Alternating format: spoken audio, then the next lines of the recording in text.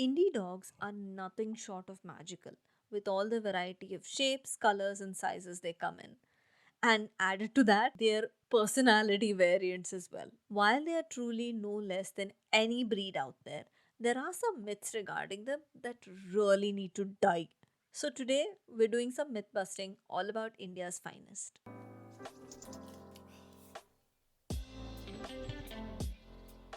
Welcome to the Practical Pet Parenting Podcast, where science and research meets simplicity, practicality, and humor. Because we all know that pet parenting isn't just one thing. It's magical, beautiful, life-changing, frustrating, and overwhelming all at the same time. I'm Dr. Ashita Suresh, a vet, a mom, a dog mom, on the multiple species pet parenting journey just like so many of you. Join me as we cut through the noise, fear, and fluff and take pet parenting from overwhelming to, well, barely manageable. So, for the context of this episode, I'm going to be talking specifically about the indie mongrels, the ones that are most typically seen on our streets, and not the indigenous breeds like Mudolds and Chippeparai, because honestly, come on, they deserve their own episode. So, let's get to it. The first myth is that they are resistant to diseases.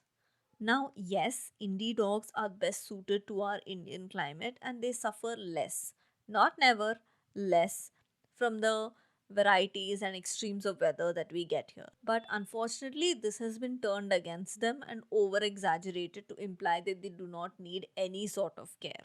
Indie dogs are just as prone to parasites, allergies, and illnesses as any other breed, and it is very important to not punish them for being so well adjusted to our climate. Second is that they are very easy to take care of. Now, while that can be true, indie dogs can really vary in their temperament, and a large reason for this could be because of their past experiences.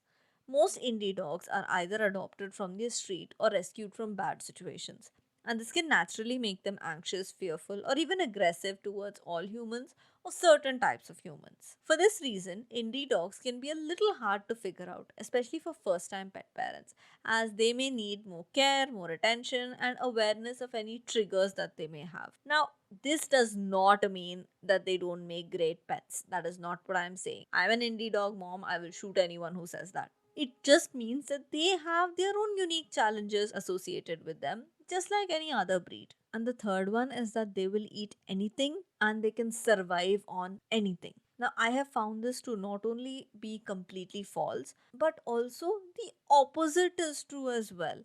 Many indie dogs are extremely picky eaters, and plenty of indie dogs have allergies and food sensitivities also. From personal experience, having raised an extremely picky indie myself, like I said, am ready to shoot the next person who tells me that their pickiness isn't a thing.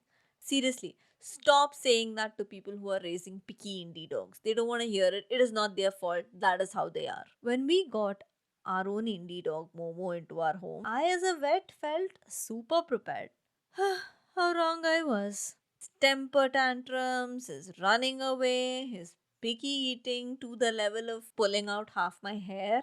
He was also very good at playing hard to get, being all distant and saying, "Don't touch me" on the outside, but really wants to stay near you and always craving for affection on the inside.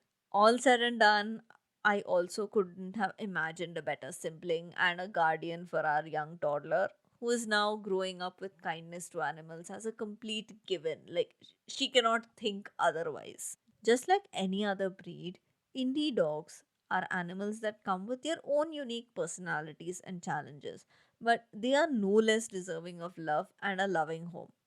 They may have dubious parentage, but their love and loyalty are beyond doubt. Thank you so much for listening to the Practical Pet Parenting Podcast. If you found this helpful, don't forget to follow, rate, or review. Whatever your podcasting app allows you to do it. You can also find me on Instagram at Indian Pet Vet and read more at practicalpetparenting.com. Much love to you and your pets, and see you next week.